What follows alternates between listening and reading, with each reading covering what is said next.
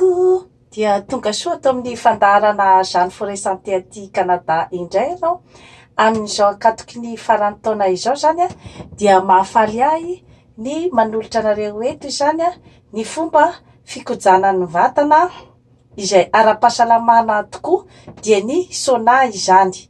Ny sauna dia appareil iray zany izay mikotrika hafanana izay mahatonga ny tenantsika olombelona zany mamoaka ny hatsembohana rehetra zany ao amin'ny tenantsika, ary amin'ny hatsembohana iny zany no mivoaka ny zavatra malotoloto rehetra izay miandrona ao amin'ny tenantsika olombelona. Ka ny tena tombotsoa azo avy amin'ny fanaovana ny sauna zany dia no izy izay hoe manala ny loto rehetra ao amin'ny tenantsika izay, ka manatsara ny hoditra ohatra, satria ny lotoloto rehetra izay mipetraka amin'ny hoditritsika dia mivoaka amin'ny alalan'iny hatsembohana iny, ka mahamadimandina ny tava sy ny tena iray manontolo izany. Dia eo amin'ny resaka aretina koa zany dia manampy betsaka izy zany amin'ny karazana hoe famoahana ny hatsembohana. Amin'ny alalan'iny hatsembohana iny zany dia maro ny aretina izay sorohan'ny fandehanana amin'ny sauna.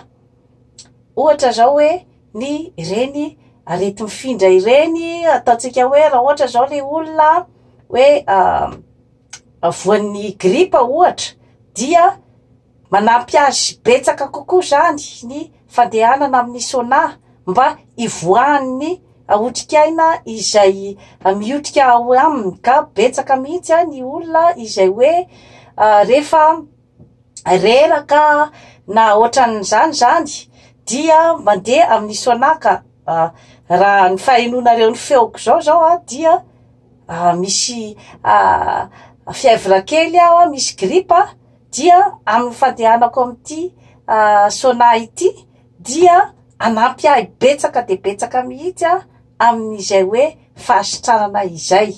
Dia manampy ihany koa zany amin'ireny hoe aretim-bavony, raha ohatra hoe feno rivotra ny kibo, dia manampy ihany koa zany ny sauna, zany hoe eo amin'ny taovam-pandevonan-kanina izany.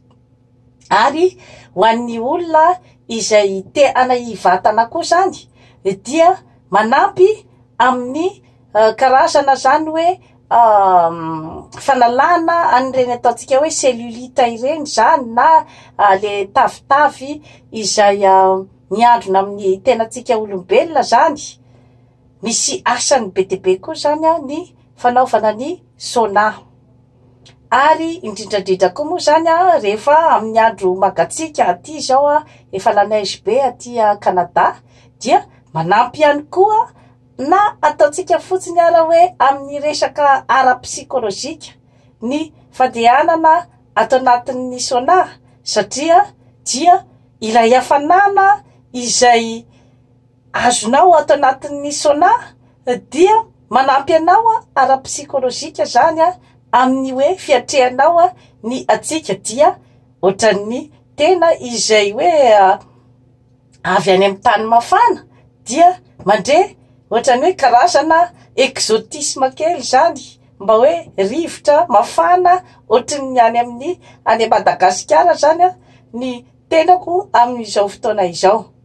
Ka dia aprisiana betsaka zany ny fanaovana ny sauna, satria dia mahatsara ihany koa an'ireny ataontsika hoe douleur musculaire ireny, na ilay manaitaina amin'ny ozatra zany, na ny manaitaina amin'ny resaka articulation. Dia toy izay sy toy izay indray zany tompoky lahy sy tompoky vavy no azo natolotra anao anio. Manaova abonnement amin'ny Jeanne Forêt Santé aty Canada fa hanatsara ny fiainanao. Bye bye.